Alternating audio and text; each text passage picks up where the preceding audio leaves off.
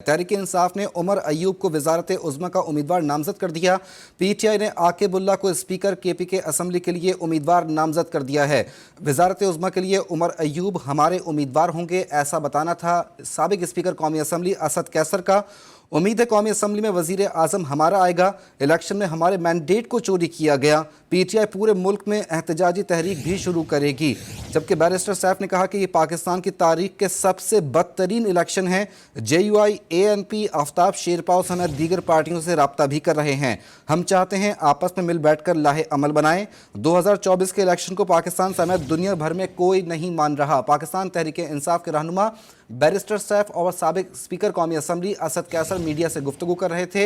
इस मौके पर पाकिस्तान तहरीक इंसाफ ने कौमी असम्बली में वजारत उज़्मा के नाम का ऐलान भी कर दिया और नामजद कर दिया है उमर अयूब को। और उमर अयूब को वजारत उज़्मा के लिए पाकिस्तान तहरीक इंसाफ की जानिब से नामजद किया गया है। जबकि आकिबुल्ला को खैबर पख्तूनख्वा में सूबाई असम्बली के लिए स्पीकर के लिए नामजद कर दिया गया है। वजारत उज़्मा के लिए उमर अयूब हमारे उम्मीदवार होंगे।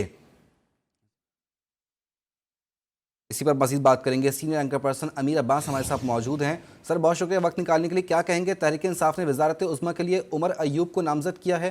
आपसे ये जानना चाहेंगे कि उमर अयूब धीमे लबो लहजे के मालिक हैं। इस गर्मा गर्म सियासत में क्या पाकिस्तान तहरीक इंसाफ का इंतखाब दुरुस्त है? जी, ना सिर्फ ये कि वो धीमे लबो लहजे के मालिक हैं, बल्कि एक पुराने सियासतदान हैं। क्वाफ लीग में रहे, PMLN में रहे, तहरीक इंसाफ में एक अरसे से हैं, कई दफ़ा वफाकी वज़ीर रह चुके हैं, पार्टी के जनरल सेक्रेटरी हैं। और ख़ास तौर पे जनरल सेक्रेटरी का किसी भी सियासी जमात के तंजीमी मामलात में सबसे अहम कलीदी किरदार होता है। और तहरीक इंसाफ ने उन्हीं की जनरल सेक्रेटरीशिप में इलेक्शन कंटेस्ट किया। फिर पार्टी 2 साल से जिन मुश्किलात का सामना कर रही थी, उन्होंने ही बतौर जनरल सेक्रेटरी पार्टी को संभाले रखा। जो तंजीमी फैसले हैं उन्होंने ही किए। इमरान खान तो आप जानते हैं गुज़श्ता 8 माह से वो तो जेल में है, वो तो कोई फैसला नहीं कर सकते। अगरचे उमर अयूब खुद भी रूपोश है काफ़ी अरसे से, वो सिर्फ उस वक्त सामने आए जब उनके वालिद गौहर अयूब का आज से चंद हफ्ते पहले इंतकाल हुआ, तो वो अपने वालिद की तदफीन के लिए अचानक सामने आए और उसके बाद से वो दोबारा रूपोश है। अब वो कौमी असम्बली के रुकन मुंतखब हो गए हैं, उनके भाई भी सूबाई असम्बलियों के रुकन मुंतखब हो गए हैं। तो उनका बहरहाल एक सियासी कद-काठ है लीडर ऑफ द हाउस के लिए। अगरचे ये बज़ाहिरन एक अलामती इंतखाब होगा तहरीक इंसाफ के लिए, क्योंकि लीडर ऑफ द हाउस तो वो नहीं करवा पाएंगे।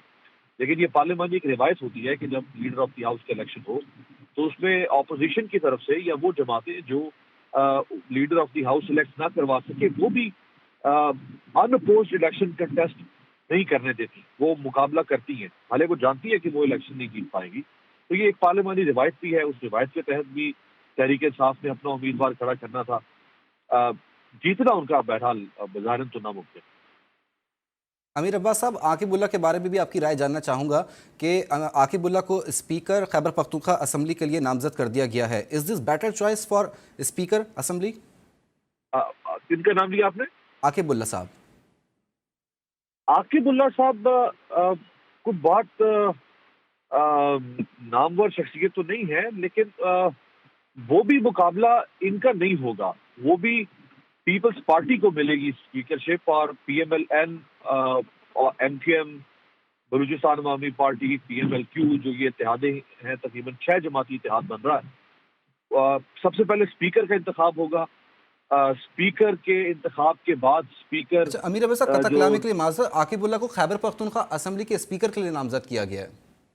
हाँ, आप खैबर पख्तूनख्वा समझिए, बिल्कुल ठीक है। वहाँ उस लिहाज से तो वो बिल्कुल जो उनका सूबाई का काट है वो बिल्कुल ठीक है। वहाँ पे तो बहरहाल तहरीक इंसाफ की हुकूमत है, वहाँ स्पीकर भी उन्हीं के होंगे, डिप्टी स्पीकर भी उन्हीं के होंगे, लीडर ऑफ द हाउस भी उन्हीं के होंगे। अमीर साहब, अब आपको क्या लगता है कि अलामती, जैसे आपने कहा कि अलामती तौर के ऊपर ये एक एक्सरसाइज है जिसको पाकिस्तान तहरीक इंसाफ कौमी असम्बली में करने जा रही है और उमर अयूब का नाम तजवीज़ भी कर दिया गया है, तो आपको क्या लगता है कितने वोट जो है उमर अयूब जो है वो गेन कर सकेंगे इस सारे प्रोसेस के अंदर? तो देखिए, अभी तक तो 92 अरकान असम्बली हैं जो तहरीक इंसाफ के हिमायत याफ्ता आज़ाद उम्मीदवार हैं, जो अभी तक तहरीक इंसाफ के साथ खड़े। 92 लोग वो होंगे। एक उनके साथ MWM के रुकन कौमी असम्बली हैं, वो भी उन्हीं का साथ देंगे। इसके अलावा बलूचिस्तान नेशनल पार्टी मेंगल जो है, वो भी अब तक तो बज़ाहिरन यही है कि अपोजिशन में बैठेगी। अगर वो अपोजिशन में है तो हो सकता है वो भी उनको वोट दे।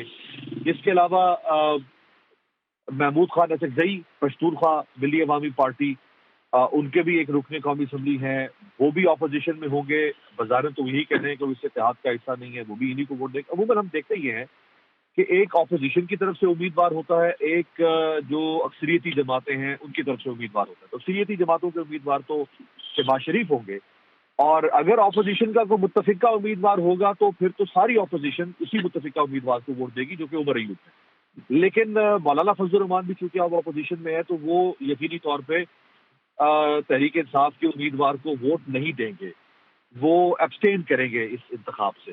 لیکن جو باقی جماعتیں ہیں جن کے پاس ایک ایک دو سیٹیں ہیں وہ اپوزیشن میں ہوں گی، وہ ممکن ہے تحریک انصاف کے امیدوار کو ووٹ دیں۔ وہ گفتگو سنی ہوگی اپنی غریدہ فاروقی کی، وہ کہہ رہی ہیں کہ پاکستان تحریک انصاف کے بانی نے دونوں ایسے نام دیے ہیں جو کہ سانحہ 9 مئی کے اندر ملوث تھے اور پرانے ساتھی بھی ہیں پاکستان تحریک انصاف کے، اور وہ تمام جو ارکان تھے ان کو جو لیڈ کر رہے تھے فرنٹ سے، وہ ان کو جو ہے وہ بیکورڈ کر دیا گیا ہے اور اسٹیبلشمنٹ کو پیغام دیا گیا ہے۔ آپ کیا کہیں گے اس پر؟ دیکھیں، جہاں تک علی امین گنڈا پور کا تعلق ہے تو وہ 2013 سے پہلے سے تحریک انصاف کے ساتھ ہیں۔ وہ انہوں نے ایک سیاسی سفر شروع کیا تحریک انصاف سے، اس کو جاری رکھا۔ وہ سب سے پہلے رکن صوبائی اسمبلی منتخب، رکن قومی اسمبلی منتخب ہوئے۔ انہوں نے 2018 میں پھر الیکشن کنٹیسٹ کیا، ڈیرہ اسماعیل خان سے مولانا فضل الرحمان کی سیاست کو انہوں نے ڈیمیج کیا۔ آج آپ دیکھ لیں مولانا فضل الرحمان، ان کے دونوں بیٹے اپنے حلقے سے، اپنے گھر سے، اپنے گاؤں سے ہار گئے الیکشن۔ پھر ان کو صوبائی وزارت بھی ملی، پھر ان کو قومی اسمبلی میں وزارت ملی 5 اکتوبر 2018 کو، وزارت امور کشمیر۔ اس کے بعد پھر ان کو صوبائی صدر منتخب کیا گیا خیبر پختونخوا کا تحریک انصاف کا۔ تو انہوں نے بہرحال ایک سفر طے کرتے کرتے وہ اب پھر وہ ہاکش بھی ہیں، اگریسو بھی ہیں، اوفینسو بھی ہیں۔ عمران خان، ایک بات تو واضح ہے کہ وہ کسی طرح سے بھی ریٹریٹ نہیں کریں گے، وہ اپنی اوفینسو پالیٹکس جس کا ان کو فائدہ حاصل ہوا ہے گزشتہ 2 سال میں، وہ اسی پالیٹکس پر چلتے رہیں گے۔ تو اس کے اوپر علی امین گنڈا پور، اور پھر انہوں نے ان کے ساتھ دیکھیں وفاداری بھی نبھائی، ان کے ساتھ بہادری کا بھی مظاہرہ کیا۔ اگرچہ یہ ایک سوال اپنی جگہ پہ ضرور ہے کہ کیا لیڈر آف دی ہاؤس اگر آپ بنتے ہیں، چاہے وہ بطور چیف ایگزیکٹو چیف منسٹر ہیں یا بطور پرائم منسٹر ہیں چیف ایگزیکٹو، تو اس میں صرف بہادری اور صرف وفاداری نہیں چاہیے ہوتی، اس میں اور بھی خصوصیات چاہیے ہوتی ہیں۔ لیکن جہاں تک 9 مئی کا تعلق ہے تو دیکھیں 9 مئی ایک واقعہ ضرور ہے، لیکن ایسا نہیں ہے کہ اس واقعے کے اوپر بغیر کسی عدالت کی ورڈکٹ کے میں کوئی ورڈکٹ سنا دوں کہ ہاں جتنے لوگ اس میں ہیں انہوں نے واقعی وہ جرم کیا بھی ہوگا۔ اتنے لوگوں کو نامزد کیا گیا، واقعہ تو ہوا ہے، اس واقعے میں کچھ لوگ ملوث بھی ہوں گے، کچھ براہ راست ملوث ہیں تو ان کی وہ سزا بنتی ہے، اگر کسی نے منصوبہ بندی کی ہے تو اس کی وہ سزا بنتی ہے۔ لیکن ہم نے تو جو دیکھا 9 مئی میں، اس میں تو ایک جسے کہتے ہیں کہ اٹھ گیا تو اٹھ گیا، جب دست قاتل اٹھ گیا، وہ تو ہم نے یہاں پہ سینکڑوں کے حساب سے لوگوں کو 9 مئی میں نامزد کر دیا، گرفتار کر لیا۔ وہ لوگ جو اسلام آباد ایکسپریس وے پر موجود تھے، جیسے عثمان ڈار، وہ تو اسلام آباد ایکسپریس وے پر موجود تھے، ان کی فوٹیجز موجود ہیں، وہ یہاں پروٹیسٹ کر رہے تھے، انہوں نے تو کسی انسٹالیشن پر حملہ نہیں کیا، لیکن وہ بھی 9 مئی میں ان کو بھی نامزد کر دیا گیا۔ اس طرح وہ لوگ جو ملک سے باہر تھے، جیسے زلفی بخاری ہیں، وہ کہتے ہیں میں تو پاکستان میں تھا ہی نہیں، میں تو ملک سے باہر تھا، میرے پر 9 مئی کیسے ڈالا جا سکتا؟ تو 9 مئی بہرحال جہاں ایک حقیقت ہے وہاں یہ بھی ایک حقیقت ہے کہ 9 مئی میں ملوث ہر شخص، جس کو ریاست، ہمارے ادارے، ہماری حکومت ملوث کہہ رہی ہے، ہر شخص ملوث نہیں ہے، اور جو ملوث ہے وہ بھی تو کسی سزا کے بعد ہی مجرم تصور کیے جائیں گے نا۔ اگر ہم صرف کسی مقدمے کی صورت میں یہ کہہ دیں کہ فلاں شخص نے یہ جرم کیا ہے، تو مقدمات تو پھر آصف زرداری کے اوپر بھی بہت سارے رہے ہیں، کرپشن کے سے لے کر مقدمات تو ایم کیو ایم کے اوپر بھی بہت زیادہ ہیں، دہشت گردی کے۔ کیا بابر غوری کے اوپر دہشت گردی کے مقدمات نہیں تھے؟ کیا منی لانڈرنگ کے مقدمات نہیں تھے؟ کیا بابر غوری واپس آئے، کسی نے ان کو ہاتھ تک نہیں لگایا، انہوں نے یہاں سے ضمانت کروائی پاکستان سے، اگلے دن واپس اڑ گئے، کیا ان کا نام کسی نے لیا؟ کیا جو لیاری گینگ وار کے لوگ تھے یا پیپلز امن کمیٹی کے لوگ تھے ان کے اوپر نہیں ہے دہشت گردی؟ کیا ڈاکٹر آصف حسین کے اوپر دہشت گردی کا مقدمہ نہیں تھا؟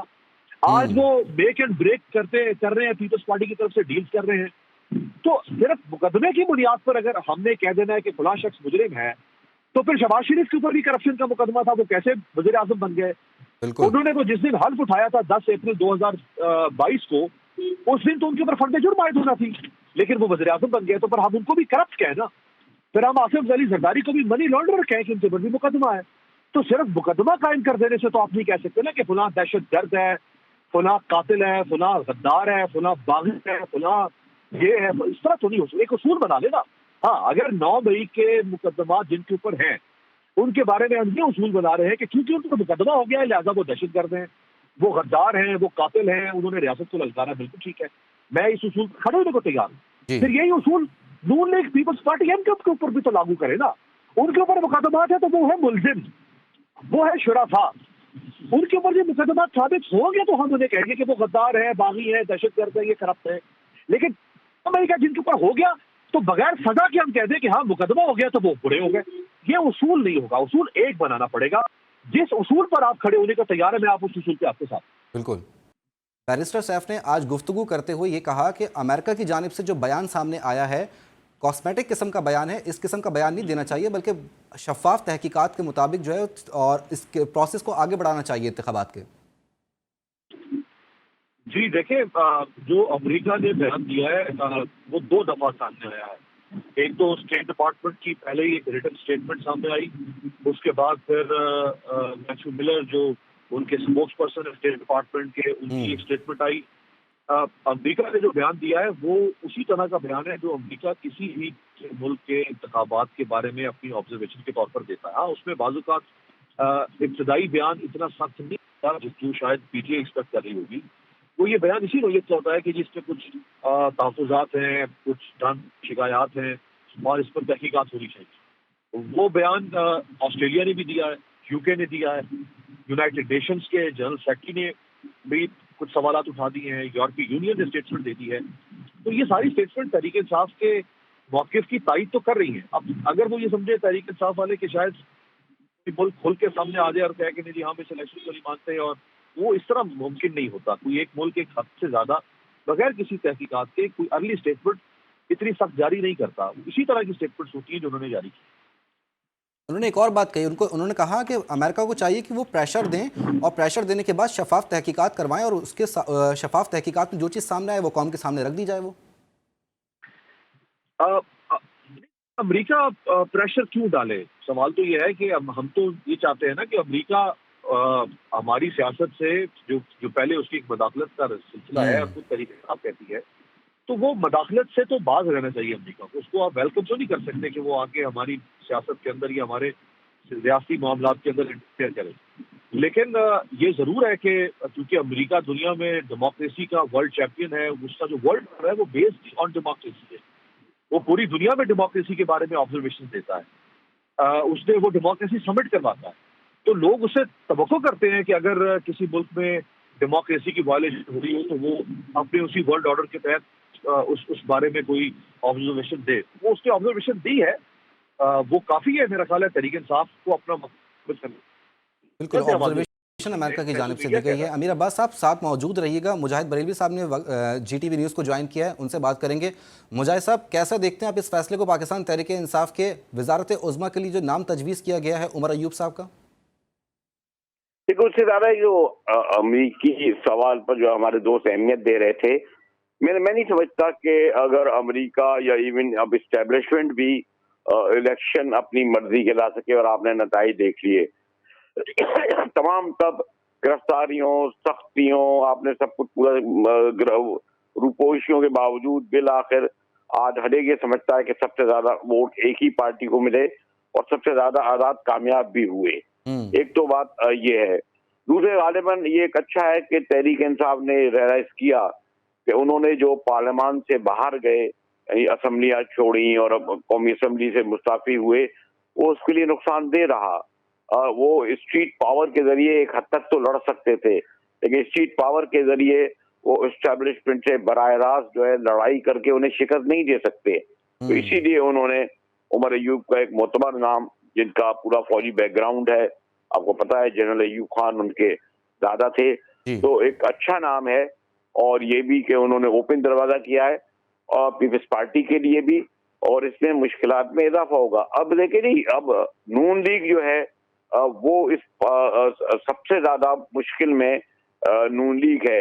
ایک اسٹیپ پیچھے ہٹنا یہ پڑا کہ وہ برسوں سے نعرہ لگا رہے تھے نواز شریف وزیر اعظم، نواز شریف اعظم، اور اوور نائٹ جو ہے نواز شریف کو انہیں وڈرا کرنا پڑا کیونکہ سادہ اکثریت بھی انہیں تسلیم کرنے کی تیار نہیں تھی.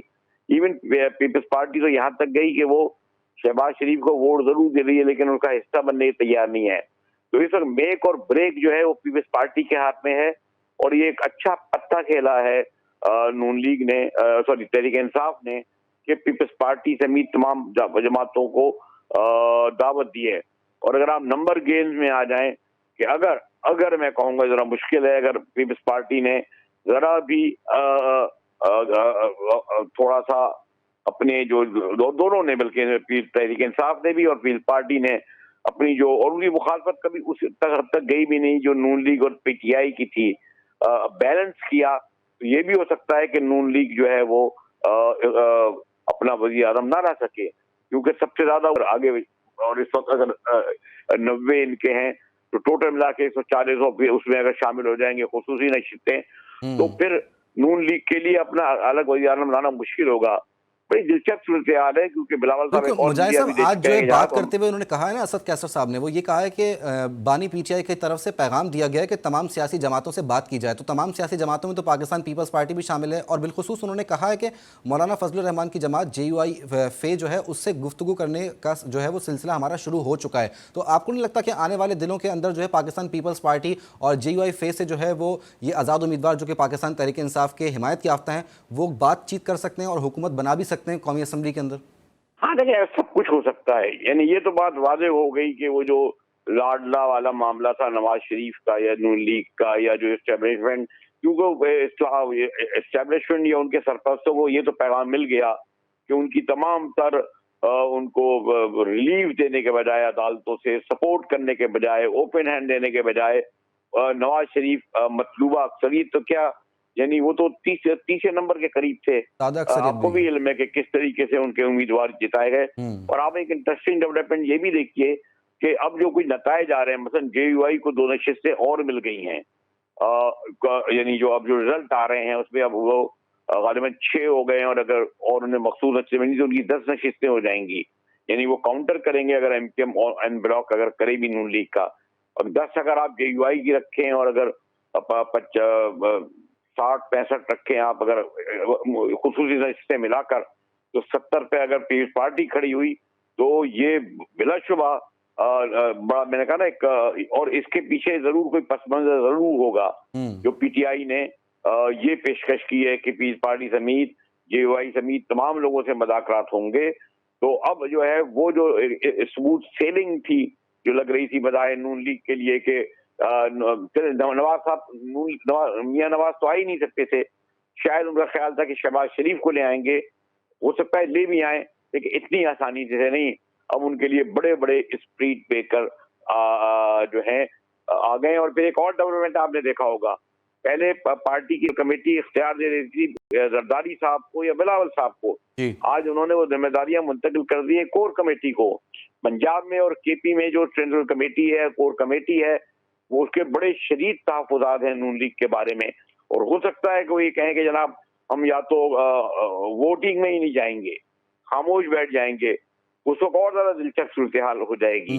تو یہ اس وقت میں نے کہا نا کہ جو اب سینٹرل رول پاکستان پیپلز پارٹی کا ہے نہ کہ نون لیگ کا اور پھر دوسرے تحریک انصاف کا جس نے ایک لچک دکھا کر ایک بخار اچھی ایک ذہانت کا مظاہرہ کیا ہے. ٹھیک ہے مجاہد صاحب آپ ساتھ موجود رہے گا یہی پوائنٹ لے کر امیر عباس کی طرف آؤں گا. امیر عباس صاحب آپ کو نہیں لگتا کہ نمبر گیم جو ہے بڑا انٹرسٹنگ ہو جائے گی کیونکہ ٹاسک دے دیا گیا ہے کہ تمام سیاسی جماعتوں سے وہ بات چیت کی جائے مذاکرات کا آغاز کیا جائے اور اسد کیسر صاحب آج گفتگو کرتے ہوئے کہہ رہے تھے کہ جے یو آئی فے سے بھی ہم بات چیت کریں گے اور تقریباً ہماری بات چیت کا آغاز اب ہو بھی چکا ہے. آفتاب شیر پاؤ سے بھی ہم بات چیت کریں گے. آپ کو نہیں لگتا کہ پاکستان پیپلز پارٹی سے اب بات چیت کا آغاز ہو سکتا ہے؟ نمبر گیم تو بڑا انٹرسٹنگ ہو جائے گا یہاں پہ.